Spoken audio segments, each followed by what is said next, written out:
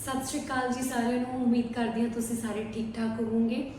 अज मैं लैके आई हाँ तुहाडे लई बायोलॉजिकल क्लासीफिकेशन का लास्ट लैक्चर, जिस दे विच असीं कवर करांगे वायरस, विरियोड्स एंड प्रायॉन्स।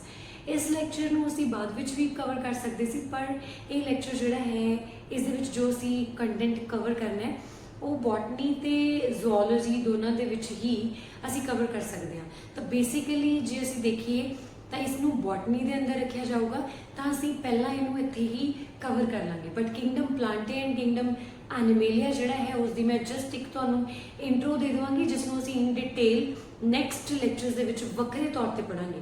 पर अज के लैक्चर दे विच असीं वायरस, विरियोड्स एंड प्रायॉन्स नूं पढ़ांगे। जेकर असीं विटाकर की क्लासीफिकेशन देखिए तो उत्थे सिर्फ विटाकर ने 5 ही किंगडम दिते सी, जिस दे विच असीं किंगडम मोनेरा की गल की, या किंगडम प्रोटिस्टा की गल की, किंगडम फंगाई की गल की, प्लांटे की गल की ते एनिमेलिया की गल की। सो जिहड़ी 5 किंगडम सी इन्हां दे विच किते भी वायरसिस, विरियोड्स या प्रायॉन्स या इवन लाइकन्स का कोई सानू एक प्रॉपर ग्रुप देखने को नहीं मिलिया जिथे इन्हों रखा गया हो। इसलिए असी इन्हों ऑर्गेनिजम्स के लिए एक वखरा लैक्चर जोड़ा है वो अज कवर करन लगे। सो गल करते हैं सब तो पहला वायरसिस की। जेकर असी गल करिए सब तो पहला वायरसिस की, तो वायरसिस कुछ इदां दे ऑर्गेनिजम्स ने जिन्होंने असी ना तो लिविंग कंसिडर कर सकते हैं, ना असी इन्हों नॉन लिविंग कंसिडर कर सकते हैं। फिर असी इन्हों की कहांगे? वायरसिस कुछ इदां दे ऑर्गेनिजम्स ने जो कि हवा दे विच उड़दे, लटकदे RNA या DNA ही ने, मतलब ये न्यूक्लियो प्रोटीन्स ने। ठीक है जी। वायरसिस की ने कुछ न्यूक्लियो प्रोटीन्स ने। ये वायरसिस जिहड़े ने जदों किसी लिविंग ऑर्गेनिज्म के अंदर इनवेड कर जाते हैं तो ये उस लिविंग ऑर्गेनिजम्स के सैल्स नूं अपनी बॉडी की तरह यूज़ करते हैं, या उस ऑर्गेनिज्म की बॉडी नूं अपनी मशीनरी की तरह यूज़ करके अपना लाइफ साइकिल कंप्लीट करते हैं। सो वायरसिस जिहड़े ने वो की ने ऑब्लीगेट पैरासाइट्स ने। वायरसिस की ने ऑब्लीगेट पैरासाइट्स ने, जिसका की मतलब है कि ये अपना लाइफ साइकिल एक होर होस्ट ऑर्गेनिज्म तो बिना कदे भी कंप्लीट नहीं कर सकते। इन्हों अपना लाइफ साइकिल कंप्लीट करने के लिए कोई ना कोई होर ऑर्गेनिज्म या फिर होस्ट जिहड़ा है वो चाहिए है। सो एक ऑब्लीगेट पैरासाइट्स ने। जिहड़े वायरस ने इन्हां दा जिहड़ा नाम है उसका की मतलब है? वायरस का मतलब होंदा है वेनम या फिर पॉइजन। लैटिन लैंग्वेज दे विच वायरस का मतलब की होंदा है? वेनम या फिर पॉइजन। ये क्यों होंदा है ये तुसीं समझ सकते हो, क्योंकि जिहड़े वायरसिस ने ये जेकर किसी ऑर्गेनिज्म नूं इन्फेक्ट करते हैं तो उहदे लई ये फैटल हो सकते हैं, काफ़ी डेंजरस हो सकते हैं। सो इस करके इहदा नाम जिहड़ा है इन्हां ऑर्गेनिजम्स का जिहड़े कि ने जस्ट न्यूक्लियो प्रोटीन ने, ना लिविंग ने ना नॉन लिविंग ने, तो उन्होंने की कहा जाता है? वायरस कहा जाता है। सो वधदे हां वायरस के साइज़ के वाल। जेकर असीं वायरस के साइज़ की गल करिए तो इन्हां दा साइज़ जिहड़ा है वो 100 एंगस्ट्रॉम तो 2500 एंगस्ट्रॉम तक हो सकता है। तो वायरस का जिहड़ा साइज़ है वो कितना होएगा जी? 100 एंगस्ट्रॉम तो 2500 एंगस्ट्रॉम तक हो सकता है। मतलब ये कि ने माइक्रोस्कोपिक इन नेचर ने, इन्हों असी नेकेड आई दे नाल नहीं देख सकते।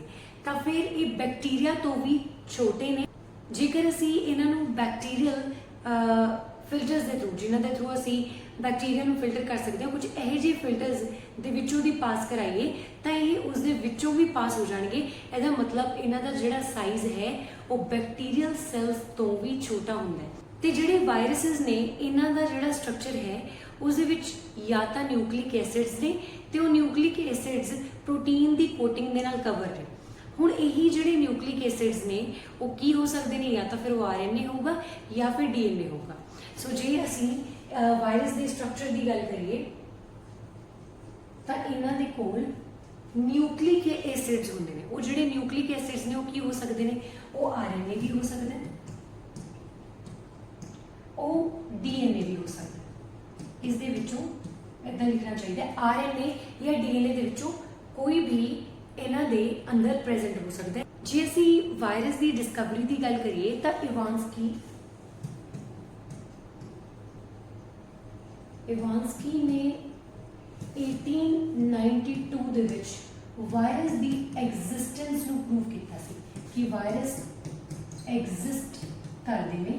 मतलब इन्हें दसिया कि लिविंग ऑर्गेनिजम्स जिवें कि यूकैरियोट्स या प्रोकैरियोट्स ने उन्हां तो इलावा भी कुछ इदां दे ऑर्गेनिजम्स जिहड़े ना यूकैरियोट ने ना प्रोकैरियोट ने वो भी एग्जिस्ट करते हैं। तो की ने वायरस ने। सो वायरस की जिहड़ी एग्जिस्टेंस है वो 1892 दे विच इवांस्की ने जिहड़ी है वो प्रूव की सी। ते फर्स्ट वायरस भी जिहड़ा है वो इसने रिपोर्ट किया सी या डिस्कवर करके दिता सी। सो वो कदों किया 1899 दे विच। सो ये डिस्कवरी के बारे असी याद करांगे। सो उस तो बाद जो असी कहा कि जिहड़े वायरसिस ने ये की ने फिल्टरेबल मॉलिक्यूल्स ने, मतलब कि ने ये फिल्टर्स दे विचों पास कर जाते। सो ये की ने फिल्टरेबल मॉलिक्यूल्स ने तो फिर ये फिल्टर्स दे विचों पास कर जाते। सो इन्हां फिल्टरेबल मॉलिक्यूल्स का फिर साइज जिहड़ा है वो जस्ट DNA या प्रोटीन्स तो थोड़ा जिहा वड्डा हुंदा है। सो इन्हां दा साइज की होगा, साइज मोर देन या आप कह सकते हैं size slightly larger than proteins and RNA। सो इन्हां तो भी थोड़ा जिहा इन्हां दा साइज जिहड़ा है वो वड्डा हुंदा है। माइक्रोस्कोपिक इन नेचर ने। साइज की गल आप ऑलरेडी कर चुके हैं। 100 एंगस्ट्रॉम तो 2500 एंगस्ट्रॉम इन्हां दा साइज होगा। नेकेड आई दे नाल ये विजिबल नहीं होंगे। सो इन्हां दे स्ट्रक्चर की जेकर गल करिए कि इन्हां दा स्ट्रक्चर बेसिकली किदां दा हुंदा है। इन्हां दा जिहड़ा स्ट्रक्चर है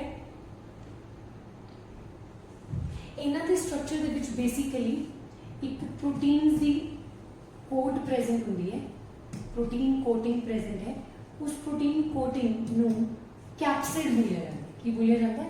कैप्सिड। वो कैप्सिड कैप्सोमर्स तो बनती है, कैप्सोमर्स तो बनती है जिवें कि तुसीं फोटोग्राफ दे विच देख सकते हो। सो कैप्सोमर्स तो मिलके की बनती है इन्हां दी कोटिंग बनती है जिस दे अंदर की प्रेजेंट है इन्हां दे न्यूक्लिक एसिड प्रेजेंट होंदे ने।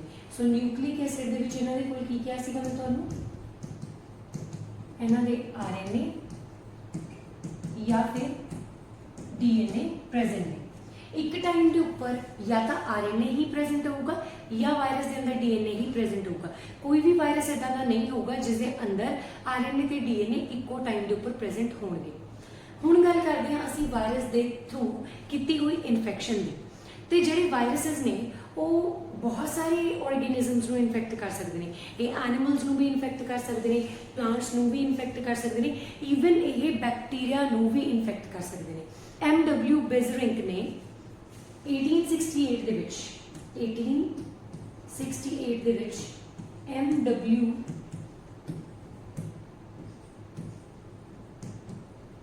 MW वेजरिंग ने कहा कि जेकर असी तंबाकू मोज़ेक वायरस नाल इन्फेक्टेड प्लांट्स का एक्सट्रैक्ट कढ़ के एक हैल्दी प्लांट के उपर पाइए तो हैल्दी प्लांट भी इन्फेक्टेड हो जाता है। तो यदा मतलब की है कि जिहड़े वायरसिस ने वो की ने इन्ने छोटे मॉलिक्यूल्स ने जिहड़े कि एक लिविंग ऑर्गेनिज्म के अंदर जो इन्फेक्शन कॉज करते हैं तो उन्होंने बॉडी के अंदर जाके ये एक्टिवेट होंगे ने ते उन्होंने मशीनरी नूं अपनी मशीनरी की तरह यूटिलाइज करके अपना नंबर इंक्रीज कर लेंगे। सो एक्सट्रैक्ट के ऑलरेडी इन्हों का नंबर बहुत इंक्रीज सीगा। जदों इनू दूसरे किसी होर नवे प्लांट के उपर पाया तो इन्होंने उत्थे जाके अपना होर नंबर इंक्रीज कर लिया तो उत्थे उसनूं इन्फेक्ट करता। सो ये चीज़ किने कही सी 1868 दे विच MW वेजरिंग ने कही सी। वेजरिंग ने कहा कि जिहड़े वायरस ने वो की ने वो कॉन्टेंजियम वाइवम फ्लूइडम ने, मतलब की है कि कुछ इदां दे फ्लूइड्स ने जो कि करते हैं बीमारियां कॉज करते हैं।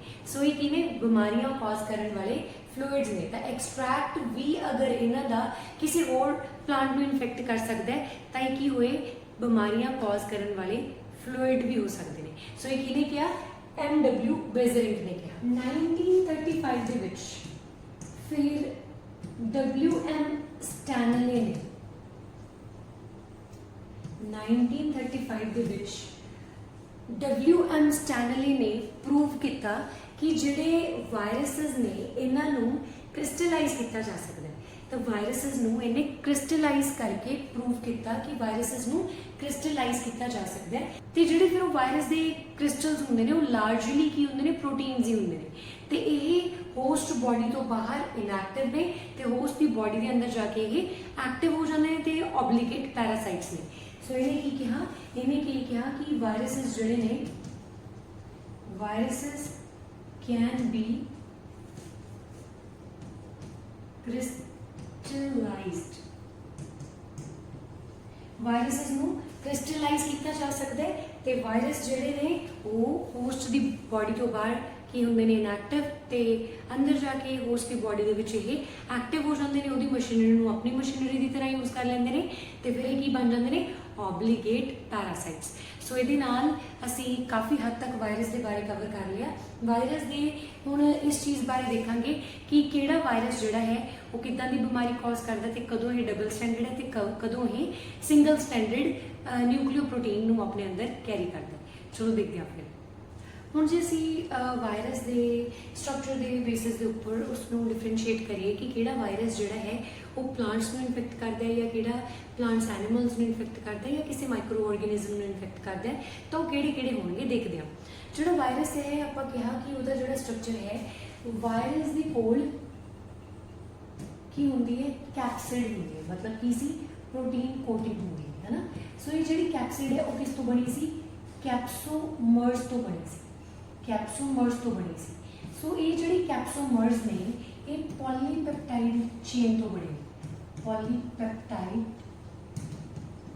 ਚੇਨ ਤੋਂ ਬਣੇ ਠੀਕ ਹੈ ਜੀ ਇਹ ਗੱਲ ਯਾਦ ਰੱਖਣਾ। ਸੋ ਜਿਹੜੀ ਇਹ ਕੈਪਸਿਡ ਹੈ ਜੇ ਅਸੀਂ ਇਹਦੇ ਫੰਕਸ਼ਨ ਦੀ ਗੱਲ ਕਰੀਏ ਤਾਂ ਇਹਦੇ ਤਿੰਨ ਮੇਨ ਫੰਕਸ਼ਨ ਨੇ। ਜੇਕਰ ਅਸੀਂ ਕੈਪਸਿਡ ਦੇ ਫੰਕਸ਼ਨਸ ਦੀ ਗੱਲ ਕਰੀਏ ਤਾਂ ਇਹਦੇ ਤਿੰਨ ਮੇਨ ਫੰਕਸ਼ਨਸ ਨੇ ਉਹ ਕਿਹੜੇ ਨੇ ਉਹ ਇਹ ਨੇ ਕਿ ਇੱਕ ਤਾਂ ਇਹ ਅਟੈਚਮੈਂਟ ਦੇ ਵਿੱਚ ਹੈਲਪ ਕਰਦੀ ਹੈ ਅਟੈਚਮੈਂਟ ਟੂ ਹੋਸਟ ਬੋਡੀ। दूसरा ये शेप प्रोवाइड कर रही है। तीसरा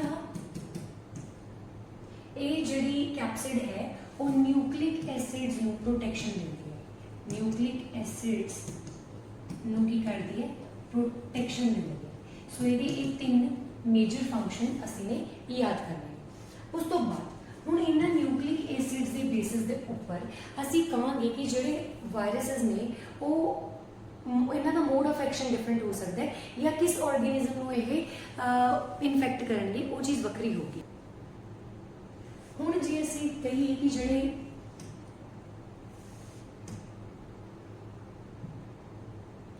ਤਾਂ ਸਿੰਗਲ ਸਟੈਂਡਰਡ RNA ਵੀ ਹੋ ਸਕਦਾ ਇਹਨਾਂ ਦੇ ਅੰਦਰ as a nucleic acid single standard DNA ਵੀ ਹੋ ਸਕਦਾ ਠੀਕ ਹੈ ਜੀ।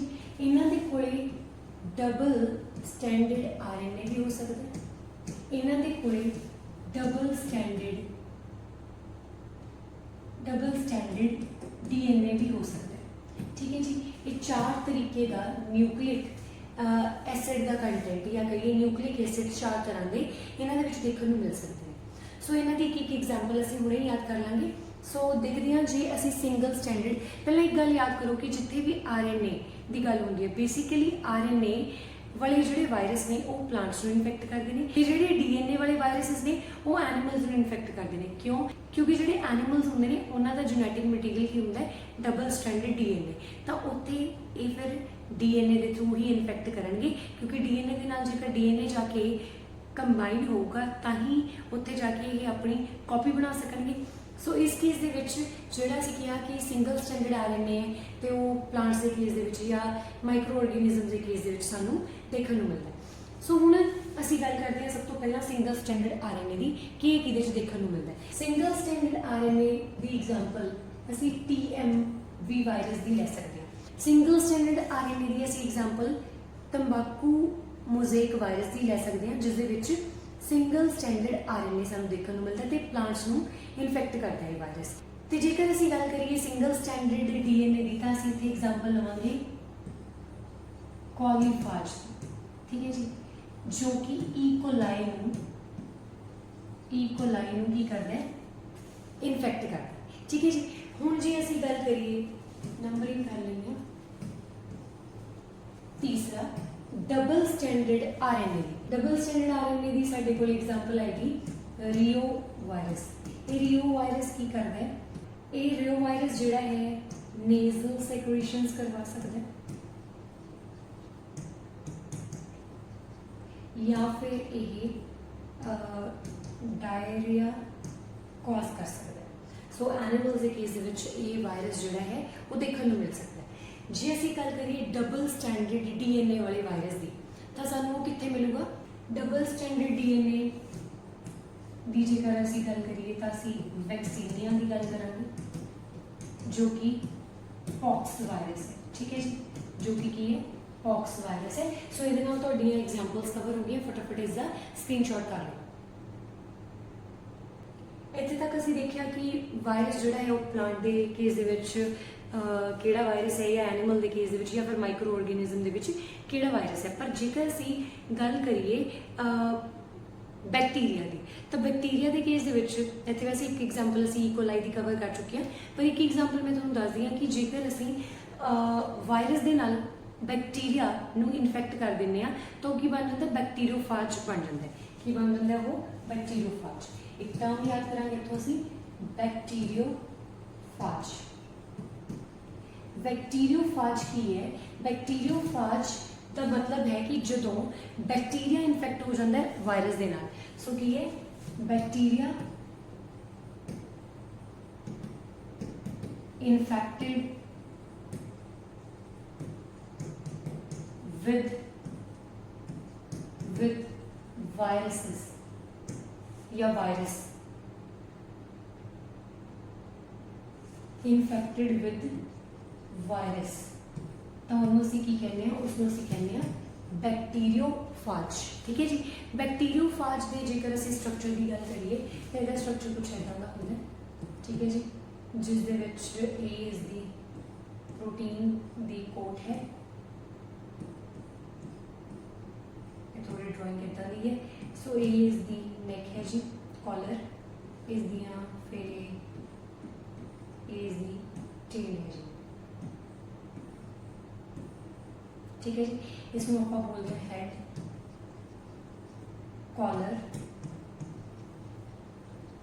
ए इज दी की है टेल। सो इस दे अंदर इस दा पिया होंदा है जेनेटिक मटीरियल, सो न्यूक्लिक एसिड, ठीक है जी, न्यूक्लिक एसिड। तो ये वाली जी है ये कैप्सिड या फिर कह लो प्रोटीन कोड। ये बैक्टीरियोफाज का स्ट्रक्चर है। बैक्टीरियोफाज के केस दे विच ये जो स्ट्रक्चर है टेल, ये इसनों इसके होस्ट सैल के नाल अटैच होने से हेल्प करता है, जिदा कि ये वाला होस्ट सैल हो गए, इमेजिन ए इकोलाई का सैल है।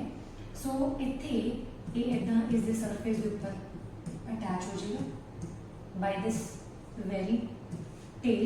सो इस तो बाद यही बाहर ही रहेगा, सिर्फ और सिर्फ इथों जो एदा डीएनए इकोलाई का, तो ਉਹਦੇ ਨਾਲ ਇਹਦਾ डीएनए तो पास होके ਇਹਦੇ ਵਿੱਚ मिक्स हो जाएगा, ठीक है जी। फिर ਇਹਦੇ ਵਿੱਚ मिक्स हो जाएगा, ये भी जाके ਇਹਦੇ ਵਿੱਚ ही मिक्स हो जाएगा। सो फिर ये उस तो बाद की करेगा, इत्थे अपनियां नंबर ऑफ कॉपीज ਜਿਹੜੀਆਂ ਨੇ ਉਹ फॉर्म कर लेगा, तो ਜਿਹੜਾ सैल है फिर उसकी की हो जाएगी, लाइसिस हो जाएगी, तो इथों नंबर ऑफ फाजेस जोड़े ने वो रिलीज हो जाएंगे। तो इदा ही होस्ट के उपर डिपेंड करता हुआ अपना लाइफ साइकिल जोड़ा है वो कंप्लीट कर। स्टेरॉइड्स जोड़े ने वो टियोडाइनर ने 1971 ਦੇ ਵਿੱਚ ਲੱਭੇ ਸੀਗੇ, 1971 ਦੇ ਵਿੱਚ। ਤਾਂ ਇਹ ਇੱਕ ਨਵੇਂ ਏਜੰਟ ਸੀ ਜੋ ਕਿ ਬਿਮਾਰੀਆਂ ਕਾਜ਼ ਕਰਦੇ ਸੀ, ਬਟ ਇਹ ਵਾਇਰਸ ਤੋਂ ਡਿਫਰੈਂਟ ਸੀ। ਇਹਨਾਂ ਦੇ ਕੋਲ ਕੋਈ ਪ੍ਰੋਟੀਨ ਕੋਡ ਨਹੀਂ ਹੈ, ਪ੍ਰੋਟੀਨ ਕੋਡ ਇਹਨਾਂ ਦੇ ਵਿੱਚ ਐਬਸੈਂਟ ਹੈ। ਇਹਨਾਂ ਦੇ ਕੋਲ ਸਿਰਫ ਕੀ ਹੈ, आरएनए मौजूद है, ठीक है जी। सो ये की सीगे कुछ बीमारियां कॉज करन वाले नवे एजेंट सीगे जो कि टियोडाइनर ने लभे सीगे 1971 दे विच। ਤਾਂ ਇਹਨਾਂ ਦੇ ਕੋਲੇ ਕੋਈ ਪ੍ਰੋਟੀਨ ਕੋਟ ਨਹੀਂ ਹੁੰਦੀ, ਸਿਰਫ ਔਰ ਸਿਰਫ ਇਹਨਾਂ ਦੇ ਕੋਲ RNA ਹੈ। ਇਹ ਪਲਾਂਟਸ ਦੇ ਵਿੱਚ ਇੱਕ ਡਿਜ਼ੀਜ਼ ਕਾਜ਼ ਕਰਦੇ ਨੇ। ਕਿਹੜਾ ਡਿਜ਼ੀਜ਼ ਕਾਜ਼ ਕਰ ਸਕਦੇ ਨੇ? ਇਹ ਕਰਦੇ ਨੇ ਪੋਟੈਟੋ ਸਪਿੰਡਲ ਟਿਊਬਰ ਡਿਜ਼ੀਜ਼। ਸੋ ਇਹਨਾਂ ਦੇ ਕਰਕੇ ਇਹ ਡਿਜ਼ੀਜ਼ ਪਲਾਂਟਸ ਵਿੱਚ ਦੇਖਿਆ ਜਾ ਸਕਦਾ ਹੈ। ਇੱਥੇ ਅਸੀਂ ਇੰਨਾ ਹੀ ਕਵਰ ਕਰਨਾ ਹੈ। ਇਸ ਤੋਂ ਬਾਅਦ ਅਸੀਂ ਪ੍ਰਾਇਓਨਸ ਦੀ ਗੱਲ ਕਰਾਂਗੇ। ਹੁਣ ਅਸੀਂ ਗੱਲ ਕਰਨ ਲੱਗੇ ਹਾਂ ਪ੍ਰਾਇਓਨਸ ਦੀ। ਜਿਹੜੇ ਪ੍ਰਾਇਓਨਸ ਨੇ ਕੀ ਹੁੰਦੇ ਨੇ? ਇਹ ਇੰਪ੍ਰੋਪਰਲੀ ਫੋਲਡਡ ਪ੍ਰੋਟੀਨਸ ਨੇ ਜਿਹੜੇ ਕਿ ਕੁਛ ਇੱਦਾਂ ਦੇ ਡਿਜ਼ੀਜ਼ ਕਾਜ਼ ਕਰਦੇ ਨੇ ਜਿਹੜੇ ਕਿ ਬ੍ਰੇਨ ਦੇ ਉੱਪਰ ਇਫੈਕਟ ਪਾਉਂਦੇ ਨੇ। ਸੋ ਇਹ ਨਿਊਰੋਲੋਜੀਕਲ ਡਿਜ਼ੀਜ਼ ਕਾਜ਼ ਕਰਦੇ ਨੇ। ਸੋ ਇਹ ਕੀ ਨੇ? ਬੇਸਿਕਲੀ improperly folded proteins ਨੇ ਜੋ ਕਿ ਕੀ ਕਾਜ਼ ਕਰਦੇ ਨੇ? ਜੋ ਕਿ ਨਿਊਰੋਲੋਜੀਕਲ ਪ੍ਰੋਬਲਮਸ ਕਾਜ਼ ਕਰਦੇ ਨੇ। ਨਿਊਰੋਲੋਜੀਕਲ ਪ੍ਰੋਬਲਮਸ ਕਾਜ਼ ਕਰਦੇ ਨੇ। ਤੇ ਜਿਹੜੇ ਪ੍ਰਾਇਓਨਸ ਨੇ ਇਹਨਾਂ ਦਾ ਸਾਈਜ਼ ਸਿਮਿਲਰ ਹੁੰਦਾ ਹੈ, ਸਾਈਜ਼ ਸਿਮਿਲਰ ਟੂ ਵਾਇਰਸਿਸ। ਠੀਕ ਹੈ ਜੀ। ਤੇ ਇਹਨਾਂ ਦੇ ਨਾਲ ਮੋਸਟ ਕਾਮਨਲੀ ਦੇਖਿਆ ਜਾਣ ਵਾਲਾ ਡਿਜ਼ੀਜ਼ ਕਿਹੜਾ ਹੈ? ਉਹ ਹੈਗਾ ਬੋਵਾਈਨ ਸਪੌਂਜੀਫਾਰਮ। Bovine ਸਪੌਂਜੀਫਾਰਮ encephalopathy. ठीक है जी। ये वाला डिजीज कॉज कर सकते हैं जिसनों कॉमनली मैड काउ डिजीज भी बोलिया जाता है। जिसनों कॉमनली की किया जाता है मैड काउ डिजीज। एक ही है, एक यह जो डिजीज है जिस काउज जिहड़े ने उन्हां दा जिहड़ा ब्रेन है उस प्रॉब्लम आ जाती है तो वो मैड हो जाती है, मतलब उन्हां दा नर्वस सिस्टम जिहड़ा है वो खराब हो जाता है। इसका एक वेरिएंट जिहड़ा है वो ह्यूमन के केस भी देखा गया है जिसके करके डिजीज की होंदा है CR जैकोब डिजीज। ठीक है जी। इस डिजीज के करके ह्यूमन का जिहड़ा ब्रेन है उस प्रॉब्लम आती है तो स्पाइनल कॉर्ड के प्रॉब्लम आती है। ये ब्रेन एंड स्पाइनल कॉर्ड जिहड़ी है वो की होंदी है इफेक्ट हो जाती है। ठीक है जी। सो ये गल असीं याद रखांगे, इहदा तुसीं करो स्क्रीनशॉट। पर जिहड़ा ये CR जैकोब डिजीज़ है हुणे बहुत रेयर है, ये कोई मोस्ट कॉमन नहीं है तो बहुत घट चांसेस ने कि सानूं देखने को मिलता। ठीक है जी। जल्दी नाल इहदा स्क्रीनशॉट कर लो। लास्ट टॉपिक जो असीं कवर करना है दैट इज़ लाइकेंस। तो वो की है एक एसोसीएशन है जिस विच एल्गा या फंगाई जिहड़ी है वो आपस दे विच एक रिलेशनशिप दे विच रहिंदे ने, मतलब एक सिंबायोटिक रिलेशनशिप दे विच रहिंदे ने। सो लाइकेंस की गल करन लगे हां। लाइकेंस जिहड़ियां ने जदों एल्गा एंड फंगाई एक दूसरे के उपर डिपेंड करते हुए एक दूसरे के नाल रहिंदे ने। सो मतलब एल्गा जिहड़ा है वो फंगाई नूं फूड प्रोवाइड करता होगा तो जिहड़ा फंगाई है वो इन रिटर्न एल्गा नूं एनर्जी प्रोवाइड करता। ठीक है जी। सो जिहड़ा एल्गल पार्ट है, एल्गल पार्ट नूं बोलिया जाता है phycobiont. This part is known as phycobiont and this part is known as mycobiont. ठीक है जी। ये गल असीं याद रखांगे। कई बार क्वेश्चन पूछा जाता है कि दसो फाइकोबायोंट की है तो माइकोबायोंट की है इन केस ऑफ लाइकेन। सो असीं कहांगे कि जिहड़ा एल्गल पार्ट है वो की है फाइकोबायोंट तो जिहड़ा फंगल पार्ट है वो की है माइकोबायोंट। सो उस तो बाद असीं गल करते हैं कि जिहड़ा लाइकेन है वो बहुत एक अच्छा पॉल्यूशन इंडिकेटर है क्योंकि जिथे भी पॉल्यूशन होएगा उत्थे लाइकेन जिहड़ी है वो ग्रो नहीं करेगी। सो ये की है पॉल्यूशन इंडिकेटर। लाइकेन की है पॉल्यूशन इंडिकेटर। ठीक है जी। As it doesn't grow in a polluted environment. So ये साडा चैप्टर जिहड़ा सीगा बायोलॉजिकल क्लासिफिकेशन वो खत्म हो गया। आई होप तुहानूं अज दा लैक्चर चंगा लग्या होगा तो जेकर चंगा लग्या तो लाइक शेयर सबसक्राइब जरूर करियो। Thank you for watching.